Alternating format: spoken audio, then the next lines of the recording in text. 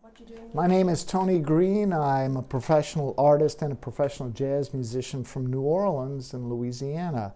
I've been living in Venice, Italy since 1982. And what I did, I got an offer I couldn't refuse. I was renovating houses in Washington, D.C., where I was attending the Corcoran School of Art in order to pay for my college. And I was working for an English woman who was the governess for a couple of kids of a very important Venetian family here, the Zorzis. And she suggested that I contact them because she knew I wanted to get back to Europe and that maybe they'd have some sort of accommodations for me, which they did. It turns out I wrote them a letter, and about a month later I got a reply, this is before email, that they just purchased a palazzo and would I be interested in living in the palazzo in exchange for doing some work. And I thought about that for about 3 seconds and said, yeah, I can do that. You see, what's happening to Venice is something that's happening on a global level. Okay, it's about reduction of the quality of life in general. So as people become more and more addicted to their smartphones and their computers, it's in preparation for the implantable microchip. So people have no attention span whatsoever, but the good news, everybody's traveling. Unfortunately, because they have a low attention span, they're not doing the study on the country that they're visiting or the city. So many people come here to Venice, they come in the big cruise ships. Now the cruise ships, sometimes there's 8 to 10 cruise ships a day with about 4,000 people on board. So you do the math, all right? So these people come, and God bless them, they should travel. But unfortunately, they're not prepared for Venice. They know nothing about Venice. So they come in, get a slice of pizza, Diet Pepsi, have a selfie on Rialto Bridge, and then back to the ship. And what happens is that now the city is starting to cater to those people because that's the majority of people that are here. The Venetians rent out their apartments as bed and breakfasts, Airbnbs, and so now the hotels are suffering also because nobody's going to a hotel when you can go to Airbnb and pay a fraction of the costs.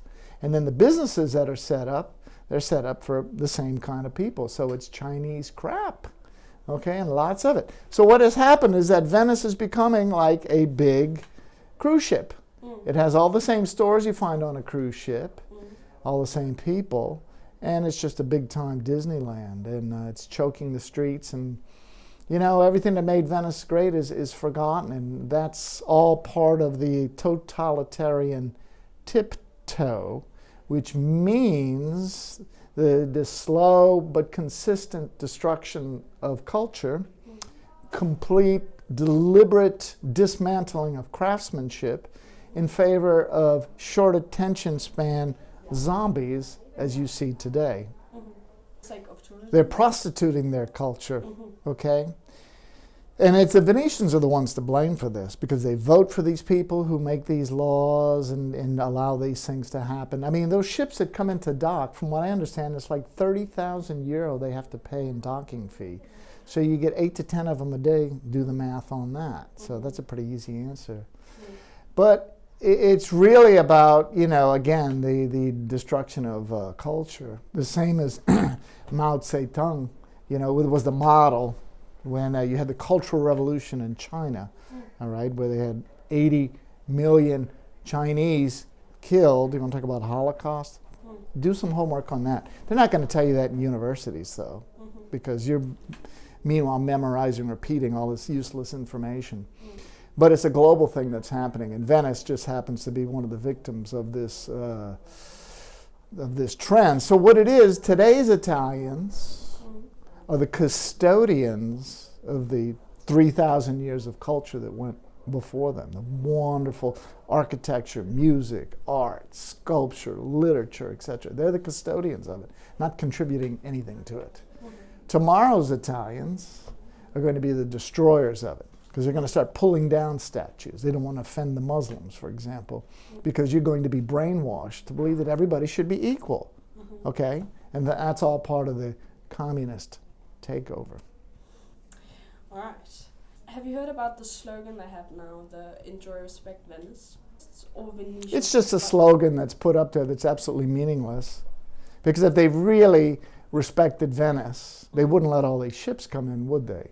And if they really respected Venice, they wouldn't let all this proliferation of bars and restaurants that are happening now.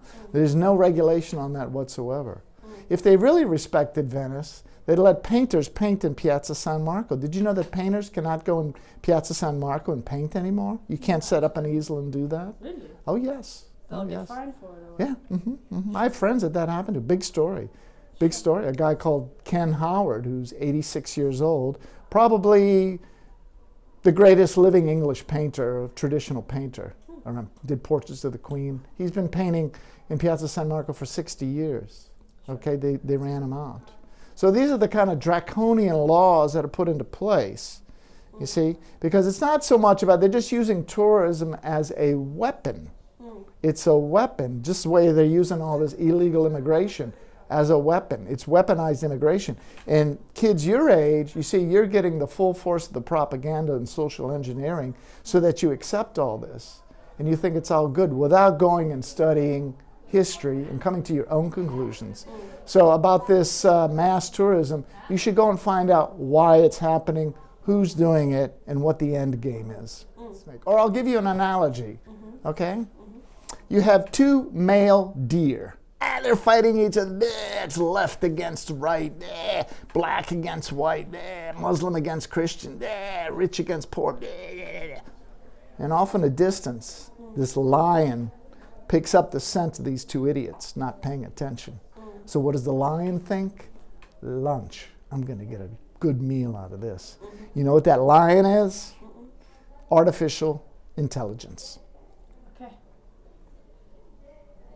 It's people that don't pay attention to what the real problem is. Okay. They're being distracted. Right. Distraction, distraction, distraction. And the more you distract people and get them from finding out what the real source of the problem is, like you have all these cures for cancer, you know, run for the cure, great stuff, you know, everybody doing. No. You need to run for the cause. You need to find out what the cause of cancer is, not cures. Because the cures play into the control of government. Because they become the new daddy. Oh, daddy, solve this problem for me. Do something about the tourism. And what do? They make the problem worse because then you become more dependent. Yeah, because I don't see any warriors out there that are stopping this. No, that's true. Because men, what happened to men? They're all soy boys. You know what a soy boy is? You know what soy products are? Soy milk, soy coffee. Well, do homework on what soya does to males. It kills their testosterone, makes them more feminine. That's why I see these guys now, they do their eyebrows, and they got the soft little hands, and everything's all perfect, and they're becoming more and more feminized. Because you don't want warriors around. You don't want warriors that are going to stand up to this attack on our quality of life, on our culture, using mass terrorism, using mass immigration, using 5G Wi-Fi, fluoride in your water, okay, chemtrails, all this stuff. All this stuff, your generation is going to get the bomb of all this stuff, unless you do something. And you're starting right now by filming me. It's a deep thing, but hopefully I'm planting some seeds. And when you put this out there to your students, that they'll forget their university memorizing, and they'll go out and do their own research, exercise analytical thinking, come to your own conclusions, and most of all, don't believe anything I say.